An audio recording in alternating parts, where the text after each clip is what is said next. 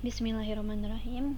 Di video kali ini kita akan melanjutkan video dari tata nama yang pertama, yaitu kemarin kan sudah sampai ke tata nama ether ya. Jadi sekarang kita mulai di tata nama aldehid. Oke. Langkah-langkah untuk kita memberi nama dari suatu senyawa aldehid atau nama secara iupaknya itu adalah alkanal. Jadi iupak, jadi kalian harus bedain ya. Kalau aldehid itu trivial, alkanal itu secara iupaknya. Nah, langkah-langkah yang pertama seperti biasa, selalu tentukan rantai induknya atau rantai yang paling panjangnya. Terus kita tentukan penomorannya. Kalau nggak salah sudah dijelaskan di video sebelumnya, kalau aldehid dan keton itu memiliki gugus yang sama, yaitu gugus CO. Cuman yang membedakannya itu untuk aldehid, gugus C rangkap 2O nya itu selalu di C nomor 1. Jadi selalu ada di ujung, mau di ujung kanan, di ujung kiri, selalu ada di ujung, tidak di pertengahan antara rantai C, sehingga selalu ini nomor 1. Oke. Nah, terus yang tidak termasuk ke dalam rantai utamanya, berarti kita anggap ini rantai utamanya, dan ini berarti cabang. Cabangnya itu adalah metil, karena C-nya 1. Dan ada di nomor C yang ketiga. Jadi namanya itu 3 metil, karena C di rantai utamanya C-nya ada 4, berarti namanya butanal. Oke, kalau misalnya alkanal berarti imbuhannya di ujungnya ditambahkan al, seperti itu. Dan kalau misalnya ada lebih dari 2, masih sama seperti yang sebelumnya. Jadi urutannya itu disesuaikan dengan huruf yang pertama dan diurutkan sesuai dengan urutan abjad. Oke. Nah, contohnya ini, walaupun bentuknya seperti ini, tetap yang si CHO ini harus masuk ke dalam rantai induknya. Jadi kalian nggak boleh menentukan rantai utamanya tuh ini lurus, itu nggak boleh, salah. Jadi rantai utamanya tetap harus meliputi oleh gugus fungsinya, itu harus masuk ke dalam rantai utamanya. Jadi rantai utamanya tuh yang ini. Oke. Nah, terus penomorannya pasti yang CHO nya itu selalu di nomor yang ke-1, terus 2 dan 3 dan 4. Berarti di sini yang rantai ini, yang CH3 dan CH3 ini adalah cabang. Cabangnya ini metil, ini juga metil. Ada 2 metil, berarti di metil di posisi C yang kedua dan C yang ketiga. 2,3 di metil butanal, karena C nya juga sama-sama 4, dan ujungnya ditambahkan al karena gugusnya CHO. Jadi selalu seperti itu. Jadi kalau misalnya gugus CHO butanal berarti ujungnya al. Oke, dan gak usah dikasih angka lagi di sebelumnya. Kalau sebelum-sebelumnya kan kayak di alkohol, di ether, selalu ada di sininya angka yang menunjukkan gugus fungsinya itu ada di mana. Tapi kalau misalnya aldehid, karena otomatis si gugus fungsinya itu selalu di nomor C yang ke-1, dia nggak perlu lagi dikasih angka, karena sudah jelas, oh ini COH nya itu ada di nomor yang ke-1, kayak gitu. Terus ada secara trivial.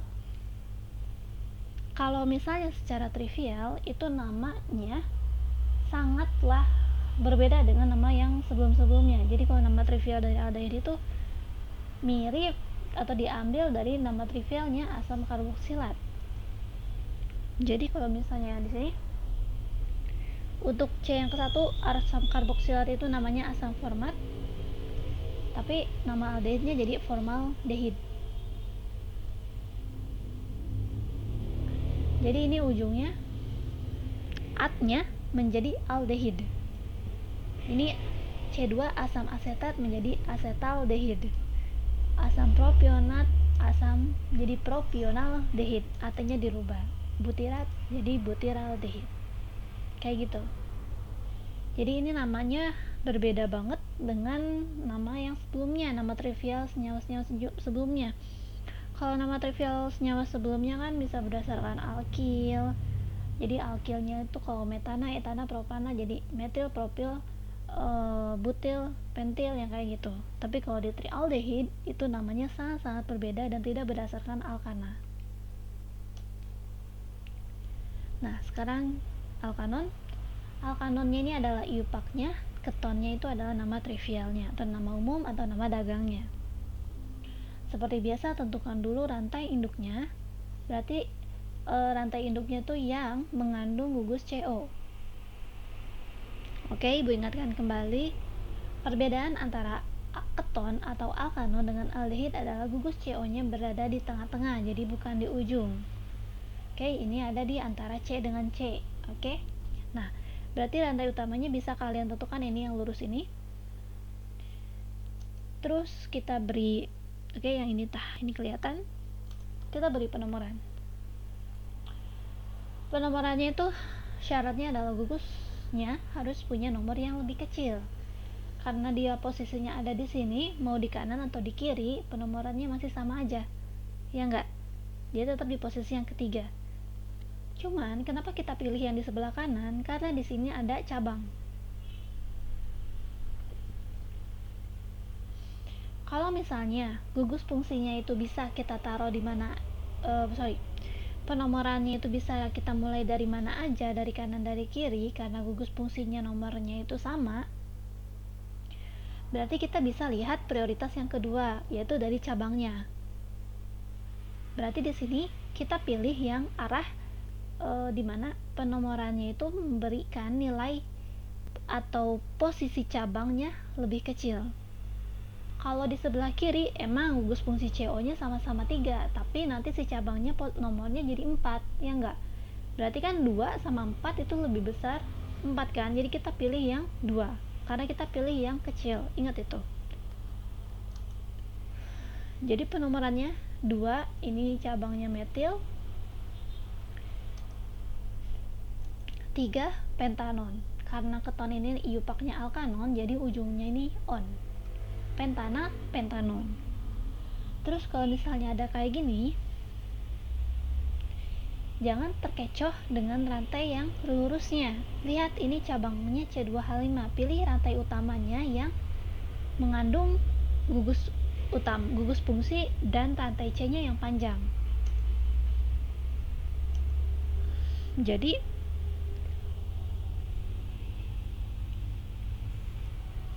Jadi rantai utamanya itu adalah yang ini ke situ. Ini soalnya C-nya ada 2, ini C-nya 1. Jadi kalau misalnya kita lihat ini berarti ini nomor 1, nomor 2, nomor 3, nomor 4, nomor 5, nomor 6. Karena ini C-nya ada 2. Kalau misalnya pilih yang satu lagi sebelah kanan, itu berarti kan jadi 5 C-nya, lebih banyak 6 daripada 5 kan. Jadi rantai utamanya itu yang ke bawah.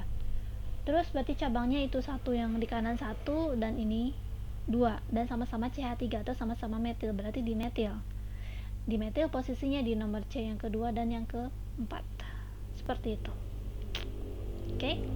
2,3 dimetil 3 heksanon. 3 heksanon ini berarti posisi yang ini. 3 heksanon. Oke. Untuk nama trivialnya sama seperti ether untuk keton. Jadi yang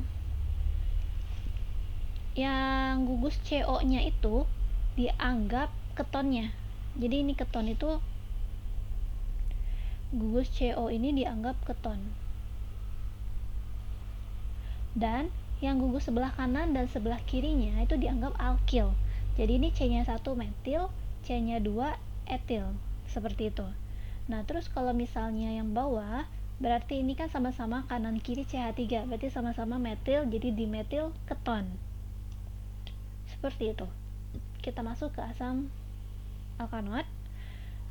Seperti biasa, berarti rantai utamanya dulu kita perlu tentukan, terus penomoran. Dan asam alkanoat itu sama dengan aldehid, jadi gugus COOH-nya selalu di posisi nomor 1. Berarti ini rantai utamanya, lurus aja. Jumlahnya C-nya ada 4, terus ini metil, cabangnya di posisi yang ketiga. Dan kalau asam alkanoat atau asam karboksilat, asam alkanoat ini iupak, asam karboksilat itu trivialnya.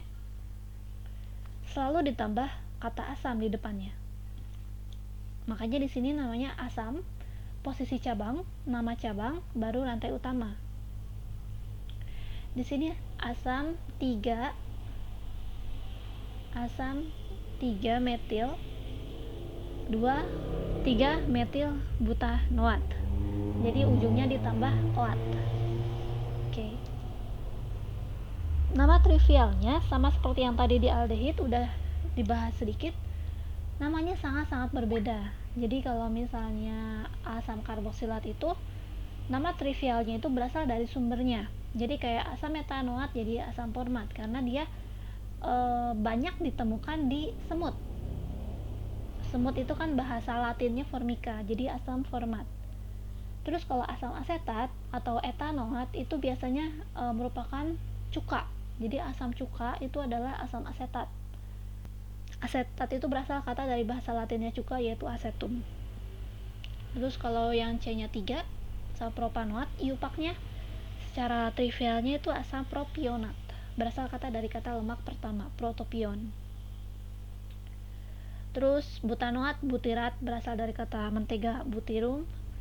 Berarti ini adalah sumber yang terkandung di dalam mentega itu adalah asam butanoat.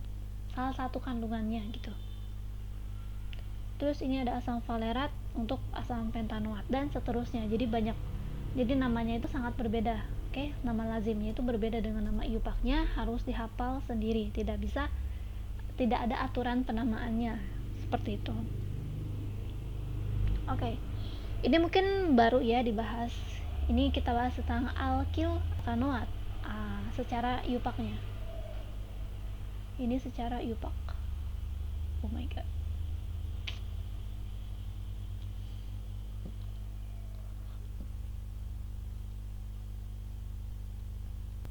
Secara iupak dan secara ester itu secara trivial.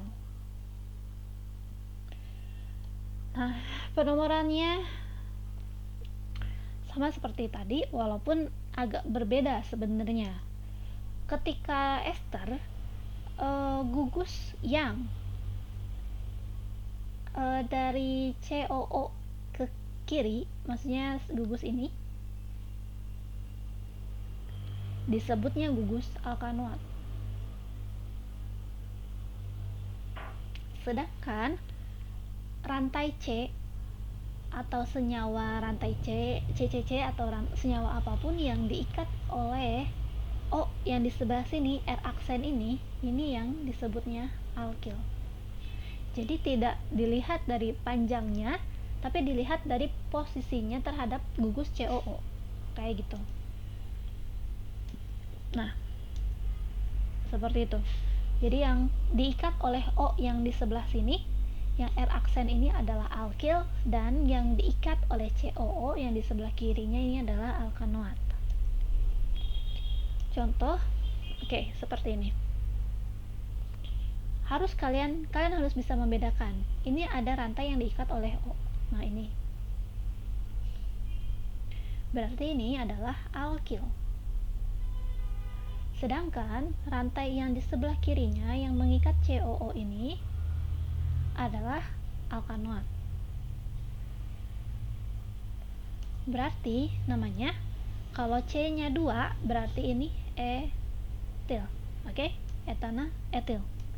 Sedangkan yang sebelah kirinya karena di sini C-nya ada 3 berarti dia sama seperti asam karboksilat atau alkanoat. Jadi C-nya 3 propana, imbuhannya berubah menjadi oat. Menjadi propanoat. Etil propanoat. Contoh lain. Walaupun bentuknya ditukar, tetap saja yang diikat oleh COO bentuknya seperti ini. Ini adalah alkanoat. Oke. Sedangkan yang diikat oleh O gugus sebelah kiri ini adalah alkil.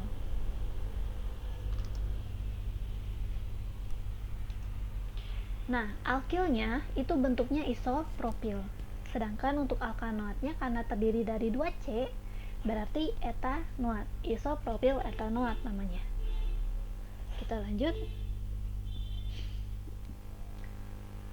Oke, untuk golongan yang paling terakhir yaitu golongan haloalkana, ini berarti ketika ada golongan ini yang bromo klorofluoroiodo, ini adalah golongan 7A atau golongan halogen yang terikat di rantai C alkana.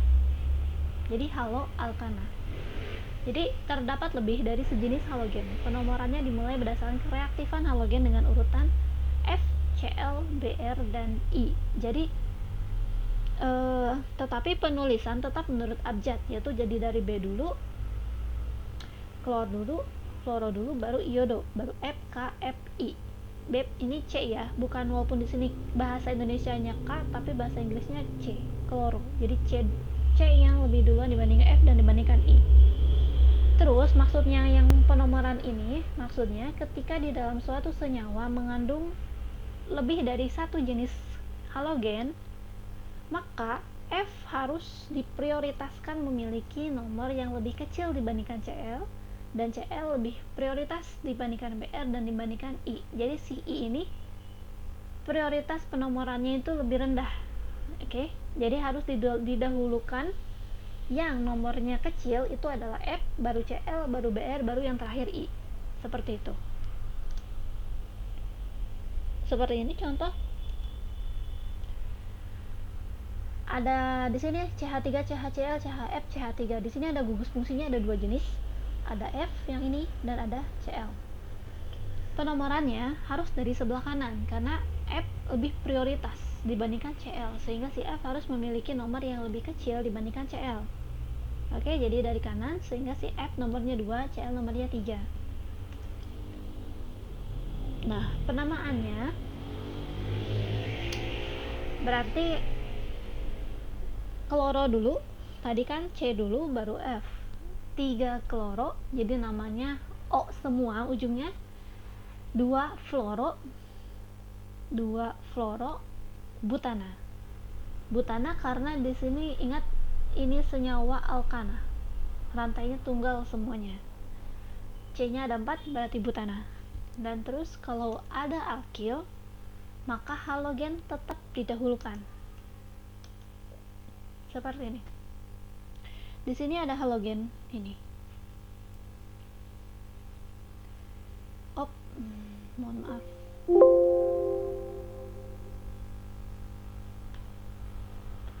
Oke deh. Jadi tetap posisi si yang Cl-nya itu yang prioritas. Sehingga di sini si Cl-nya harus nomor 2 dari kiri ya. Maksudnya penomorannya dari kanan, dan baru cabang selanjutnya, dan penamaannya pun sama karena kloro itu C, jadi baru kita nulis dulu C, baru etil, baru metil, dan heksana karena rantai C nya ada 6. Seperti itu.